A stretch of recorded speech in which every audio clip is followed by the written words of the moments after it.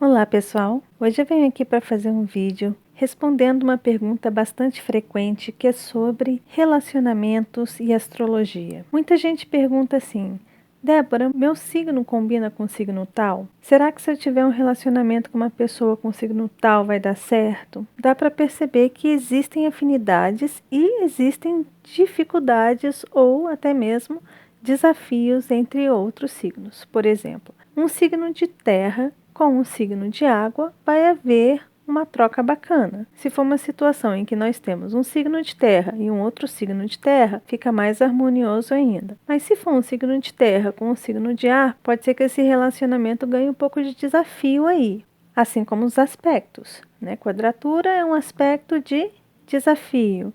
Oposição é um aspecto de desafio. Quincúncio é um aspecto de desafio. Já quando a gente tem um trígono, o aspecto é harmonioso. Quando a gente tem sextil, o aspecto já é de auxílio, de ajuda. E a gente pensa nos elementos. É da mesma forma que a gente deve pensar quando falamos em compatibilidade de signos para um relacionamento. Se você tem muito elemento fogo no seu mapa e você vai se relacionar com uma pessoa que tem muito elemento água, eu vou mostrar para vocês aqui um exemplo de mapa, onde tem os elementos aqui embaixo, nesse quadradinho que está aí para vocês. Geralmente é aqui que a gente olha para saber quanto de elemento a gente traz no mapa como um todo. Então, voltando, se você tem muito elemento fogo e a pessoa com a qual você está se relacionando tem muito elemento água no mapa, esse relacionamento pode ter bastante desafio. Por quê? Porque fogo ele funciona à base de atitude,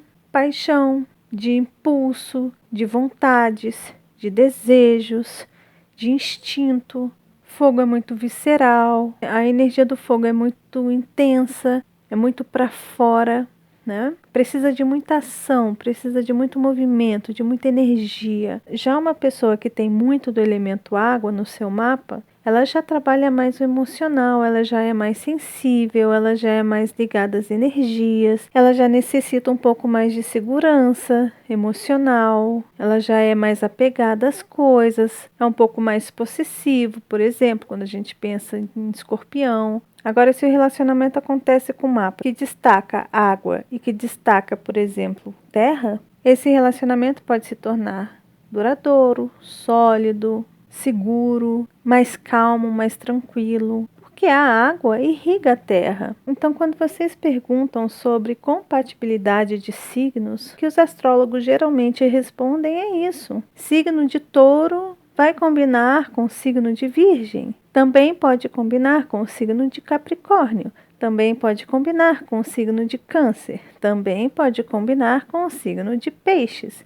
Também pode combinar com o signo de escorpião. Por quê? Porque estão pegando aqueles signos em que os elementos têm compatibilidade ou auxiliam um ao outro. Só que, o que acontece? Geralmente, quando existe incompatibilidade de elementos ou de signos, não significa que aquele relacionamento não vai dar certo. Pode ser que o desafio, por exemplo, de uma pessoa que tem muito ar com uma pessoa que tem muita água no mapa, dê certo porque um estimula o outro, um ensina para o outro, um mostra um universo completamente diferente para o outro. Então parece que a coisa dá certo. O relacionamento tem muito estímulo. O relacionamento se torna interessante. É um relacionamento bem provável de não cair na rotina. Mas ao mesmo tempo, se não houver paciência, compreensão, se não tiver a palavrinha-chave de um relacionamento, que é aprender a ceder, se não tiver isso dentro desse relacionamento, o que pode acontecer? Aí sim acontecem as intrigas, as brigas, as discussões, porque cada um quer impor o seu jeito, ou às vezes quer mudar a outra pessoa e não apenas mostrar e apresentar o seu mundo para outra pessoa. Aí já querer impor já é um problema, né? Fazer com que a pessoa engula o seu universo é complicado, né? Cada um tem um universo particular. O interessante dos relacionamentos é justamente apresentar o seu universo particular para o outro. E o outro, quando se interessa pelo seu universo e vice-versa, a coisa flui maravilhosamente bem. O interessante é entender que todo tipo de relacionamento a gente tem para poder aprender um com o outro. É uma troca somada. Eu tenho o meu universo Você tem o seu universo, eu vou abrir um pouco do meu universo para você e você vai abrir um pouco do seu universo para mim. E aí nós fazemos essa troca, nós trocamos informações e nós enriquecemos com todas essas informações. Vocês, por exemplo, jamais saem iguais ao que vocês eram antes de um relacionamento. De relacionamento com qualquer pessoa, porque a afinidade em relacionamentos não se prende somente a relacionamentos amorosos, como namoros, por exemplo, mas cabe a amizades, cabe a coleguismos, onde as pessoas se conhecem em trabalho e tal. Tem vários tipos de relacionamentos que a gente tem por aí. Afeto de pai, mãe, né? Tudo isso é relacionamento. É como a gente se relaciona com o outro e também com o mundo, com as coisas, com os sentimentos, tudo é relacionamento. Mas é interessante dizer também que dentro da astrologia, e isso é uma parte muito importante dentro da astrologia, é que a astrologia não define o relacionamento. Você tem o seu mapa, a pessoa tem o dela. Os mapas, eles não se relacionam. Eles não têm vida própria. Os mapas não têm sentimentos, não ficam emburradinhos, não ficam com ciúminho, né? Os mapas não se relacionam. Quem se relaciona são as pessoas. Então, se a gente pega dois mapas e a gente compara, ali tem possibilidades mil. Um astrólogo olhando dois mapas sem ter os donos daqueles mapas, o astrólogo olha e fala assim: bom, existe essa ou esta possibilidade. Vão sempre ter os dois lados da moeda. Pode ser que dê certo, mas pode ser que não dê. Por quê? Não tem compatibilidade aqui, mas tem aqui. Mas depende de como as pessoas trabalham essa energia aqui. Se as pessoas forem maduras, esse mapa pode dar muito certo. Se as pessoas forem imaturas, vai dar muito errado. A pessoa desse mapa aqui, ela pode se tornar bastante agressiva. Mas se esta pessoa tiver uma idade astral avançada, ela não vai ser agressiva, ela vai ser uma pessoa de atitude. Então, quem faz o relacionamento são as pessoas. É como as pessoas utilizam essas energias. Por isso que às vezes pode parecer pobre uma análise, por exemplo, de um relacionamento visto pelos signos. Ou eu falar assim, o signo Áries no amor. Como é Áries no amor? Como é Peixes no amor? Como é Touro no amor? Isso tudo é muito relativo, porque depende de todo o mapa. Depende principalmente do lado emocional da pessoa, porque a emoção dita os nossos atos. Nós somos seres emocionados e a emoção é responsável por muito dos nossos atos. A maioria das decisões que tomamos devido às nossas emoções. O que acontece com a gente responde aos acontecimentos pelas nossas emoções. Então a dica que eu dou nesse vídeo é olhar para o lado emocional do mapa. Lua, signos de água, regentes dos signos de água, como eles estão no mapa. Tem algumas pessoas pedindo para que eu faça uma série com signos no amor. Eu devo fazer, mas os vídeos que eu for fazer, eu vou tentar fazer para mostrar para vocês como é o signo puro, trabalhando nessa energia do amor. E não como a pessoa que traz aquele signo sente. Mais um ponto importante a ser dito aqui é que muitas vezes o sentimento das pessoas não está vinculado ao signo solar. Então vocês podem gostar de uma pessoa, por exemplo, que tem Sol em Gêmeos, mas essa pessoa tem um mundo em Câncer. O Sol é a ação, é a criação, é a força de criação da pessoa. Muitas vezes o Sol não envolve emoção e amor é por emoção. Então envolve quem? Envolve tudo que representa emoção no mapa. E o que representa emoção no mapa? Os signos de água: Câncer, Escorpião e Peixes. Então uma dica que eu deixo para vocês é vocês procurarem saber qual é o signo lunar da pessoa e nem tanto o signo solar. Aí sim é possível de se ter uma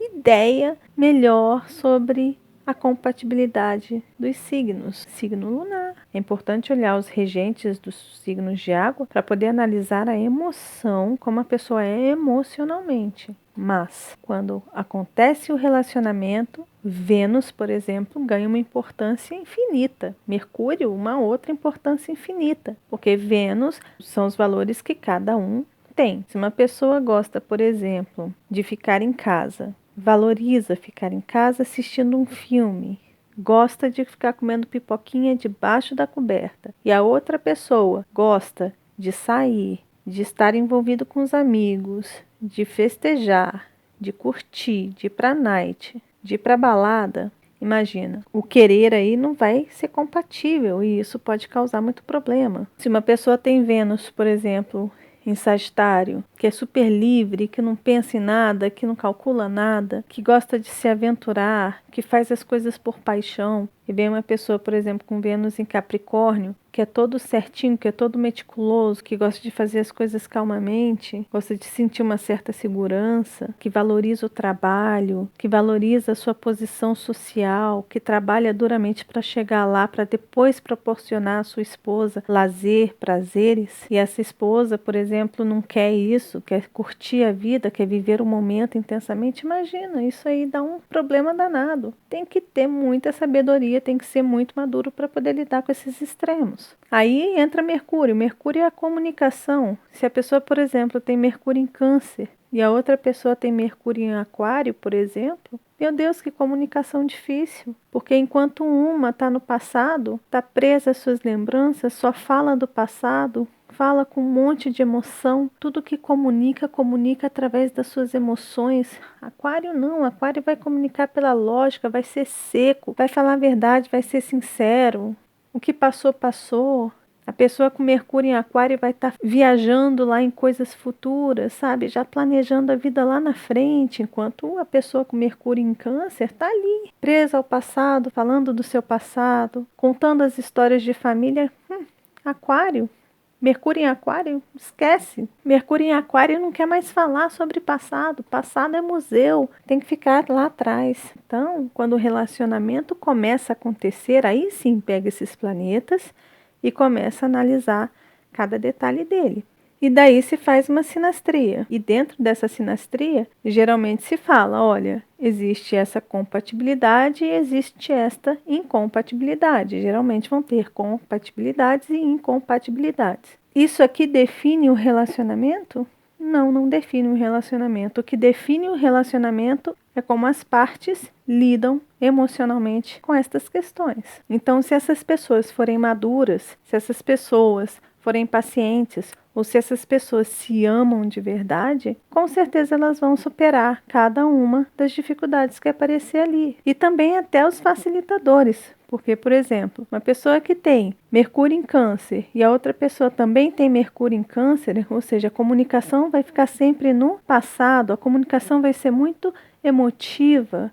Então as pessoas vão ficar naquela mesmice. Esse casal pode ficar ali estagnado, parado nisso, não aprender nada novo, não inovar em nada. Então isso pode ser um desafio também. De repente esse casal que tem uma compatibilidade maravilhosa de Mercúrio, porque está no mesmo signo, se torna um problema. Porque um vai cansar de conversar com o outro, porque é tudo sempre igual. Que um fala, o outro fala também. A linguagem é a mesma o tempo inteiro. Cadê os desafios? Então, as pessoas que têm, por exemplo, Mercúrio no mesmo signo, têm que encontrar um estímulo para poder aprender algo novo, para poder comunicar e conversar sobre assuntos diferentes daqueles que eles estão acostumados. Porque senão vai ficar sempre igual. Um dia as memórias acabam, um dia o passado fica repetitivo. E aí esse casal vai ter que ser criativo para poder criar coisas novas.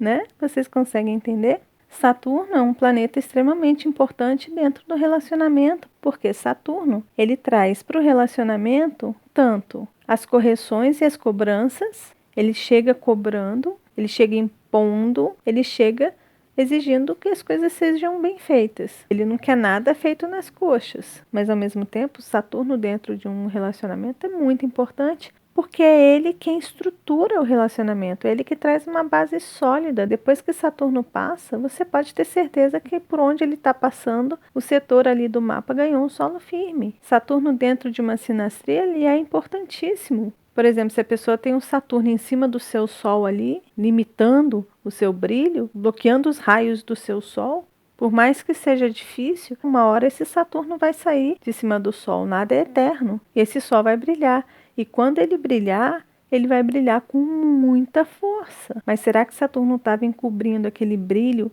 para prejudicar o Sol ou para mostrar para o Sol o tamanho da força que ele tem? A força do seu brilho. Com certeza Saturno está querendo mostrar o quanto que aquele Sol tem força, tem brilho. Então Saturno no relacionamento, ele tem essas duas funções de reprimir, de limitar, de punir às vezes de restrição, mas o resultado do seu ato é maravilhoso, porque tudo ganha força depois que Saturno passa, ou depois que é superado uma força e uma pressão de Saturno. Então Saturno é extremamente importante, Urano é extremamente importante, Júpiter é extremamente importante. Todos os planetas são importantes dentro do relacionamento. Então, para fechar esse vídeo, eu deixo aqui para vocês que os signos têm sim compatibilidade, que os elementos são extremamente importantes, que o mapa, cosmicamente falando, é uma estrutura que é sempre para auxiliar e para dar certo. Vocês podem ver, quadraturas podem dar certo, trígonos podem dar errado. Depende de como as pessoas lidam com essas energias. E depende do que, principalmente? Depende de como a pessoa reage emocionalmente aos fatos.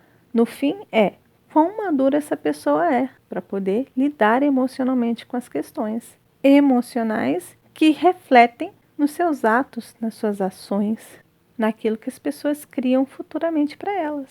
E o relacionamento não pode ser diferente, porque a base de todo e qualquer relacionamento é em cima das emoções. É tudo aquilo que representa emoção no mapa. E tudo que representa emoção no mapa está vinculado à água. O maior segredo está nos signos de água, para se conhecer uma pessoa. Para quem gosta de resolver enigmas da alma, estudem os signos e os planetas de água do seu parceiro ou da sua parceira, que aí você pode desvendar um monte de mistério. Tá bom, gente? Então, espero que vocês gostem desse vídeo. Eu sei que ele ficou um pouquinho longo, mas eu achei que seria interessante fazer um vídeo bem específico sobre este assunto. E um dia, quem sabe, eu não faça um vídeo falando sobre os signos no amor, mas falando do signo puro e não como o signo solar das pessoas. Tá bom? Espero que esse vídeo tenha sido útil e a gente se vê nos nossos próximos encontros astrológicos.